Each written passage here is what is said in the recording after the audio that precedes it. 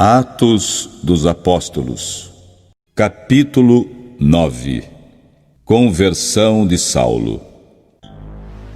E Saulo, respirando ainda ameaças e mortes contra os discípulos do Senhor, dirigiu-se ao sumo sacerdote e pediu-lhe cartas para Damasco, para as sinagogas, a fim de que se encontrasse alguns daquela seita, quer homens, quer mulheres, os conduzisse presos a Jerusalém. E indo no caminho, aconteceu que, chegando perto de Damasco, subitamente o cercou um resplendor de luz do céu. E caindo em terra, ouviu uma voz que lhe dizia: Saulo, Saulo, por que me persegues?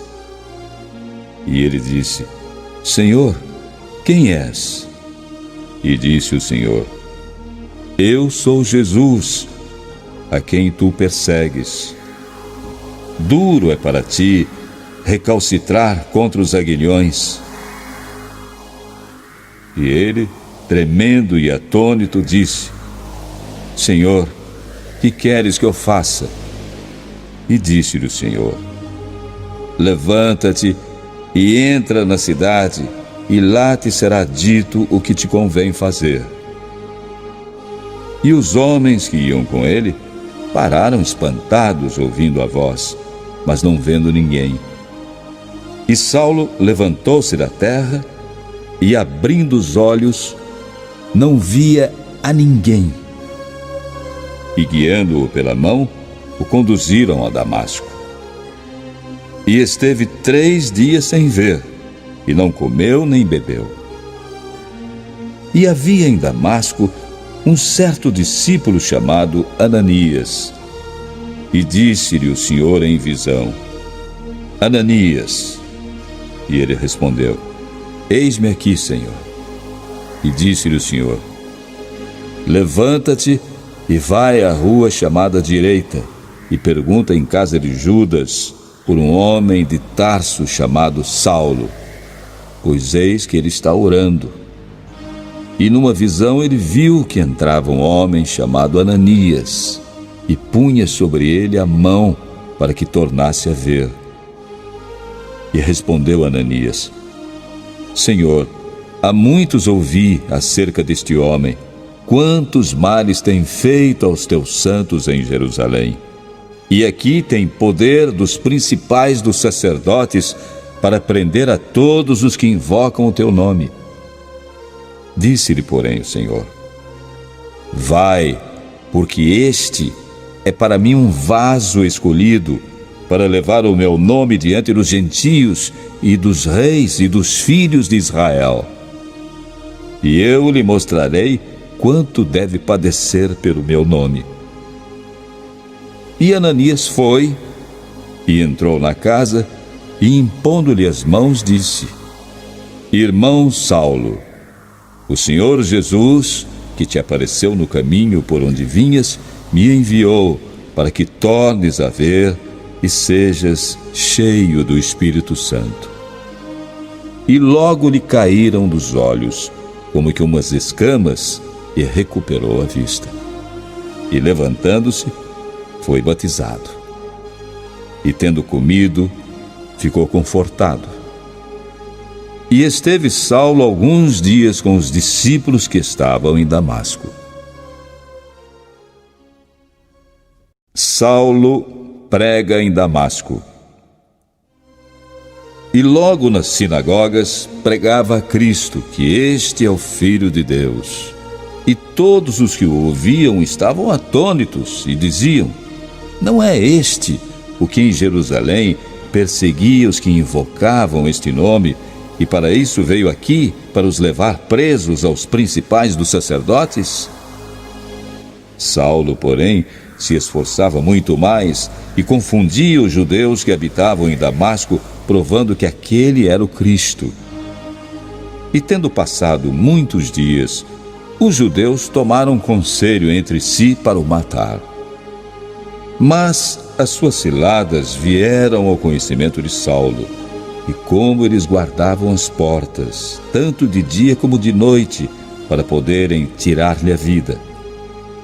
Tomando-o de noite, os discípulos o desceram dentro de um cesto pelo muro. E quando Saulo chegou a Jerusalém, procurava juntar seus discípulos, mas todos o temiam, não crendo que fosse discípulo. Então Barnabé, tomando-o consigo, o trouxe aos apóstolos e lhes contou como no caminho ele vira o Senhor e lhe falara, e como em Damasco falara ousadamente no nome de Jesus. E andava com eles em Jerusalém, entrando e saindo, e falava ousadamente no nome do Senhor Jesus. Falava e disputava também contra os gregos, mas eles procuravam matá-lo. Sabendo-o, porém, os irmãos o acompanharam até Cesareia e o enviaram a Tarso. O ministério de Pedro. Assim, pois, as igrejas em toda a Judéia e Galiléia e Samaria tinham paz e eram edificadas, e se multiplicavam, andando no temor do Senhor e consolação do Espírito Santo. E aconteceu que, passando Pedro por toda parte, veio também aos santos que habitavam em Lida. E achou ali certo homem, chamado Enéias, jazendo numa cama havia 8 anos, o qual era paralítico. E disse-lhe Pedro: Enéias, Jesus Cristo te dá saúde. Levanta-te e faze a tua cama. E logo se levantou. E viram-no todos os que habitavam em Lida e Sarona, os quais se converteram ao Senhor. E havia em Jope uma discípula chamada Tabita, que traduzido se diz Dorcas. Esta estava cheia de boas obras e esmolas que fazia.